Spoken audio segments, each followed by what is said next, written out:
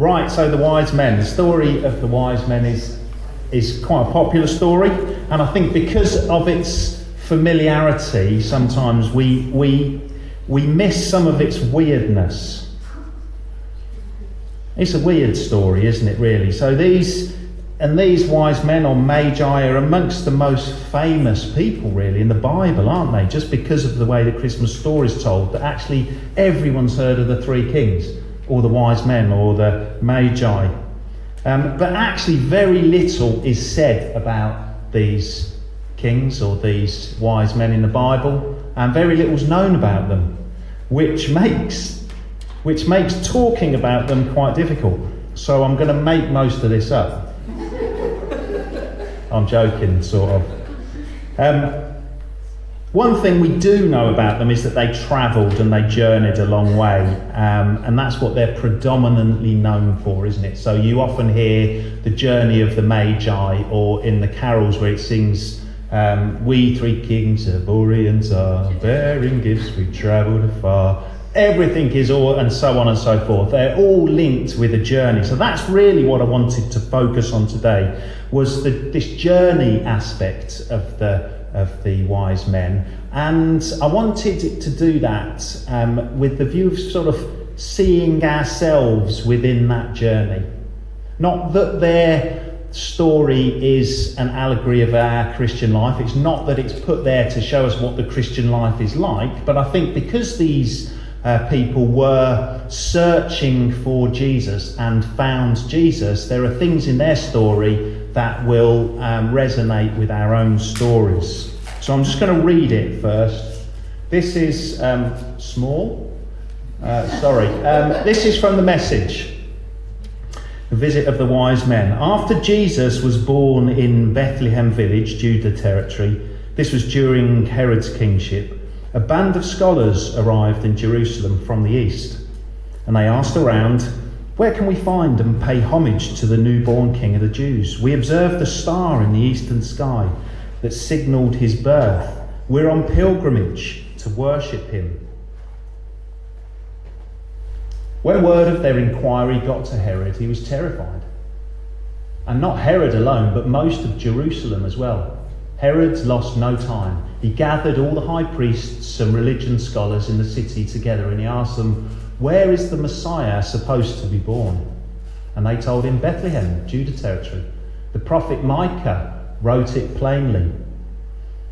It's you, Bethlehem, in Judah's land, no longer bringing up the rear. From you will come the leader who will shepherd all my people, my Israel." Herod then arranged a secret meeting with the scholars from the east. Pretending to be as devout as they were, he got them to tell him exactly when the birth announcement star had appeared. Then he told them the prophecy about Bethlehem and said, "Go and find this child. Leave no stone unturned. As soon as you find him, send word, and I'll join you at once in your worship."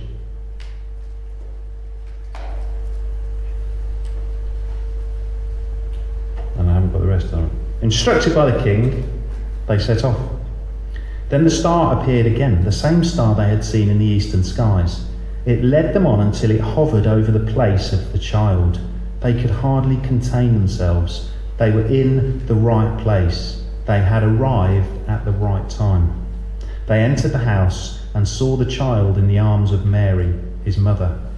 Overcome, they kneeled and worshipped him. Then they opened their luggage and they presented gifts of gold, frankincense and myrrh. And in a dream they were warned not to report back to Herod. So they worked out another route, left the territory without being seen, and returned to their own country. And that's it. They sort of appear and then disappear. Nothing was known of them really before, nothing was known after. So what do we suppose about these people? So they were from the east, it says. So that came from a long way away. When the Bible talks about the east, it's a long way away. In general, in the Old Testament, it talks of the east as Persia. Persia is often referred to as the east, so that's modern day Iran and Iraq, that sort of area. They weren't Jews, so they were foreigners, which is interesting. They were outsiders. and they would have had their own religion. So Magi has been translated, or one translating of it is stargazing wizards, which I like that. It makes you sort of picture sort of Gandalf from people, don't you, coming into Jerusalem? Stargazing wizards. How did they know about the star? That's an interesting one, isn't it? How did they even know about this star to follow it? What were they expecting? So one thought is, as many of you will know, the Jews went into exile into Babylon, sort of 500 years before Jesus. And then after that, the Persians came and defeated the Babylonians, and the Jews were still in exile there. So they were in exile through this period of the Babylonians and the Persians. And that was the time of Daniel, the guy in the lion's den and the fiery furnace. And Daniel became one of the leading wise men in both Babylon, and then when the Persians overtook Babylon, he continued there and was one of their leading wise men for the Persians. And it's not too difficult to assume that he would have passed on quite a lot of the Jewish prophecies and the things from the Old Testament to the wise men over there. So they may well have heard about it from Daniel. Also, they may have dreamed it. They may have had a dream. So dreams are big in the Middle East even today. So a lot of people meet Jesus in dreams.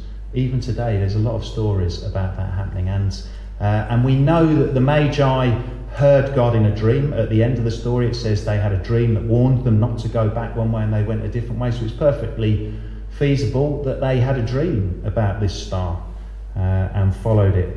In any case, what we do know is that they, whatever the reason was, they responded and they set out on this journey. They left the comfort of their palaces, their servants, and the journey was a long journey. It's covered in like one sentence here, isn't it, from the east? But that's like 700 or 800 miles trek, that was.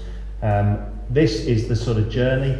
It's not the first time, so it takes about 4 months to do that, and we know that because it's not the first time that journey was done. In the Old Testament, in Ezra, Ezra tells us, Ezra set off the first of the exiles to come back, and it says they left on the first day of the first month and they arrived on the first day of the fifth month. So it took them 4 months to do that journey. So it would have taken these wise men at least that long. There was obviously, we don't know how many there were. It's always 3, isn't it? But that's only because of the gifts. But there undoubtedly would have been a lot of them when you look at the whole caravan of camels and servants and everything else that went with it. The journey would have been quite hazardous. I mean, you're a rich, well-off people that have to carry all your own money with you. There's no credit cards, so everything you need for your journey, food and money, has to go with you, and you're travelling through foreign lands and through bandit country and everything else. It wouldn't have been a nice sort of jolly sitting on your camel. It would have been a hard, arduous journey with all the risks that went with that. There would have been plenty of sitting around the campfire. You know, that little thing from the east arrived in Jerusalem, but there would have been a lot that went on before that. So they would have been sitting around chatting, maybe regretting leaving at some point. All the comforts, what are we doing here? This is, we should have. There may be, questioning in their head, have we got this right? Are you sure, Balthazar, that was what the dream was? If they were called Balthazar, no idea, but let's use that. And I'm sort of just thinking, well, maybe our neighbours back at home were right. So this is a stupid idea. And anyway, even if there is a kid that's born that's a king, what's that got to do with our lives? How's that relevant to us anyway? Like, what on earth are we doing? And I suspect there was probably some of that in any journey where it's taken a long time and it's hard. There's an old poem by T.S. Eliot that some of may have heard of called The Journey of the Magi. I don't know if anyone's heard of that before. So I'm looking at Therese. I suspect Therese is aware of it. Anything English? She's all over it. But it's a great poem. Everything. Greek altogether. Yeah, it's a great poem, and I think the first sort of stanza, the first verse in it, gives a really good, I think, picture of this journey. It's called The Journey of the Magi. And I'm going to try and get, it's going the wrong way.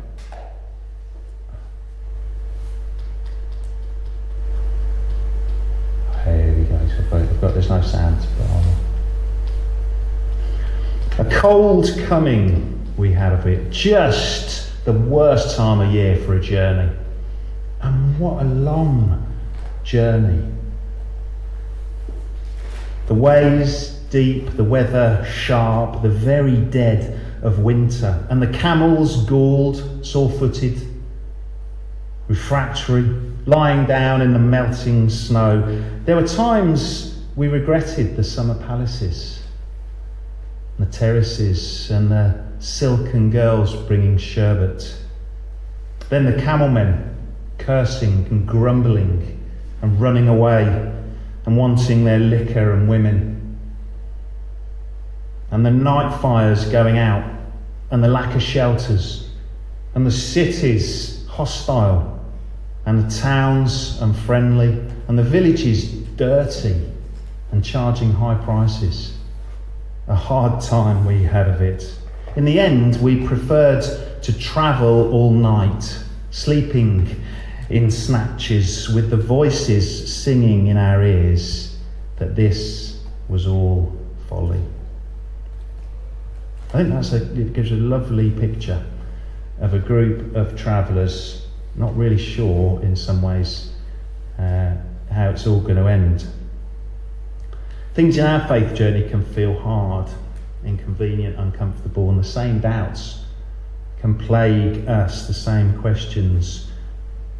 But we have something that the wise men didn't have. We have got a promise. 30 years after the wise men had left, just 5 short chapters later in Matthew, Jesus says this. He says, "Ask and it will be given to you. Seek and you will find. Knock and the door will be open to you. Because everyone who asks receives, and everyone who seeks will find, and to everyone who knocks, the door will be opened." And Jesus is echoing something there that God had said back in Jeremiah when he says, "You will seek me and find me when you seek me with all your heart." So Jesus doesn't promise that everyone will find him, but he does promise that everyone who seeks him will find him. So they arrived in Jerusalem, the next part of their journey. So Herod sort of points them off. They arrived, in Bethlehem. No, this is Jerusalem. We'll come to Bethlehem in a minute. So they arrive in Jerusalem. They've had this bit of a journey and they arrive in Jerusalem, and here they cause a bit of a stir. So you've got this big caravan of sort of people from the east and all their bits and pieces, and everyone's thinking, wow, look at those guys. And then they start asking about this, where's the king of the Jews? Where's this newborn king of the Jews? And this causes even more of a stir, because obviously Herod, who we've heard about already from Steve, was quite a tyrant. He didn't really take kindly to people that didn't go along with him. In fact, he killed them in general, including his own family members. And so coming there and saying you're looking for a different king of the Jews was a brave move. And the wise men would have known this. So either they would have known it before from stories from the area, or certainly when they were in Jerusalem, it wouldn't have escaped them talking to the locals, asking these sort of questions, that it's not the sort of thing that you do. But they weren't put off. Their search for Jesus was not hindered. They weren't intimidated by these people, or people in power or authority, even by Herod himself. A bit further on in Matthew, Jesus says this about his followers. He says, "Whoever acknowledges me before others, I will also acknowledge before my Father in heaven. But whoever disowns me before others, I will disown before my Father in heaven." Imagine that. Imagine 50 years after this, Balthazar dies and he's standing before the throne of God. And all he can do is fall flat on his face because of the holiness of God. And he's there flat on his face in fear and trembling. And then Jesus says, "Father, here's Balthazar, my friend. Let me tell you about him." That's what Jesus is saying here. The star appears again, and they carry on. And this time to Bethlehem. There we are, that's Bethlehem. About 1,000 people in Bethlehem at the time. It wasn't a huge place. So they would have got noticed even more there. People peering out through the net curtains and wondering what they were doing. Were they travelling through? Were they stopping somewhere? Were they just passing and then they stopped? Is that Joseph's house they stopped at? The carpenter? What? Maybe they broke a chair or needed a table or something. But then they all get off their horses and they go in to Joseph and Mary, who are just a non-couple in a non-village in nowhere. Bethlehem was not the place to be from in Israel at the time. It was a very low place. And then they went in, got off their camels and went and knelt and worshipped this boy. Jesus would have been between 9 and 18 months, I think, at that time, doing all the things that boys do at 9 to 18 months, I'm sure. And the wise men, it's difficult to imagine how they would have felt, but they must have been overjoyed that actually the prophecies or the dream was true, that this star had led them to a newborn boy, and that all the implications of that. So if this is true, everything else must be true. And I guess they would have stayed some time. I can't imagine they just dropped in, worshipped and then left on their journey back. So there would have been a bit of sticking around, chatting with Mary and Joseph and others, and talking about these prophecies. So Mary and Joseph would have shared with them about the Old Testament prophecies about Jesus and who he was. And it must have dawned on them, either then at the time or on their way home, that their journey had only just started, really. You know, they couldn't go back to their own religion and their own gods, having met Jesus. This wasn't just another god that they could pack up and take home with them. They couldn't just tag him onto the back of the caravan and wander back to their homeland. They couldn't keep him in a temple and just visit him once a week to worship him, or just approach him for help when they needed some help. This was a real person. This was flesh and blood, and this was God, if the prophecies were true. So what did this mean for their lives? I'm certain they would have returned home with a newfound excitement to read everything that was written about Jesus, you know, and to tell others about him. And I suppose, in short, that their old way of life wasn't an option, is what this meant for them. Martin asked me recently, when we were busy being shepherds outside, freezing to be... Yeah, thanks, Vic. He said to me, what happened to them? I've always wondered, what happened to the wise men? They sort of appear, disappear, and then what happened to them? Well, the answer is, don't know. Nobody knows, really. T.S. Eliot's poem finishes with one of the Magi in his old age looking back on his journey, and I think catches some of the impact this would have had on them. All this was a long time ago, I remember, and I would do it again. But set down this. Were we led all that way for birth or death? There was a birth, certainly we had evidence and no doubt. And I'd seen birth and death. But I thought that these were different. This birth was hard and bitter agony for us.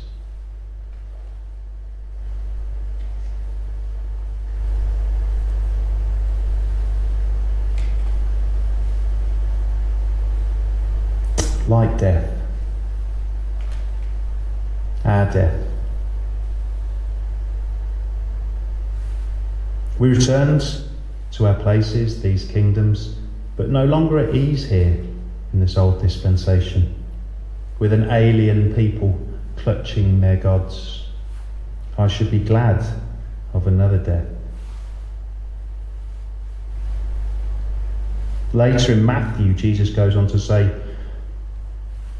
some hard stuff about what it means to follow him. He says, anyone who loves their father or mother more than me is not worthy of me. Anyone who loves their son or daughter more than me is not worthy of me. Whoever wants to be my disciple must deny themselves, take up their cross, and follow me. For whoever wants to save their life will lose it. Whoever loses their life for me will find it. What good will it be for someone to gain the whole world and yet forfeit their soul? Now, this isn't a miserable exchange, but the process can be painful. That's the point, isn't it? T.S. Eliot's poem was the first poem he wrote when he converted to Christianity, and you sense some of the pain in leaving his other stuff behind, leaving some of his old life behind. But God doesn't take away our joy. When we talk about dying to ourselves, he doesn't take away our joy, he just reorders our joys. But he can't or he won't do that until we lay it all down. That's our spiritual act of worship. And I think as the Magi, the wise men, found out, it's not a one-time journey of bowing and offering Jesus some gold, frankincense and myrrh, but it's a lifelong journey of following, not a one-time prayer of asking Jesus into our lives, but a daily decision to lay down our lives in worship, take up our cross, follow him. I heard, and I'll finish on this, just an illustration. I can't remember who it was, but it's probably been used loads. Imagine you're driving in your car, you're driving down a road, and you see Jesus standing on the pavement. What people often do is want to do is pull over, wind down the window, pop the boot, and then say, Jesus, great, jump in the boot. And then they imagine the rest of their life, they just carry on their driving wherever they're going, till something happens, they get a puncture, or the engine light comes on, so they stop, pull over, get out, pop the boot. Jesus, can you help me? Thanks. And then off they go again. But that isn't, is it? Jesus is not going to get in the boot of our lives. He's not going to do it. That's not how it works. And he's not even going to get into the passenger seat in our lives. The only way it happens is when we give over the keys, give over the driving of our lives.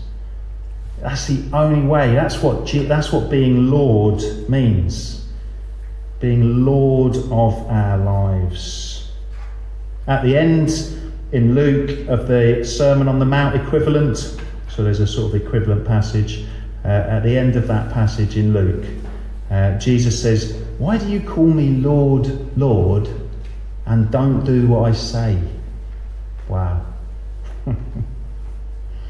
Some of what, and I've deliberately used things in this of what Jesus said that are quite hard and challenging, because I think actually at this time of year it's easy to see a nice little baby boy, but actually that baby boy grew up to say some really challenging stuff. But I think the key thing again here is that's not a miserable, putting Jesus in charge of our driving, in charge of our life is not a miserable exchange. I don't know the best route. I don't know where all the amazing places are to visit. And I'll actually drive past most of the awesome, exciting, beautiful places because I don't even know they're there if I'm left to drive. And ultimately, it'll end in a fatal car crash if I'm driving my own life. I'd much rather have Jesus at the wheel because he is the way. He doesn't only know the way, he is the way. I just want to finish 2 minutes. I thought it'd be good for us just to close our eyes. And as we celebrate Christmas, I guess, and thinking about this story, you might identify yourself somewhere on that journey or with some of the things that they were going through. There might be things that you think about in your life that you think, I need to hand that over to God. There might be things where you're struggling to hand it over and God wants to just say to you that actually it feels hard, but the gain is infinite. It always is. We always get more back than we ever can give to God.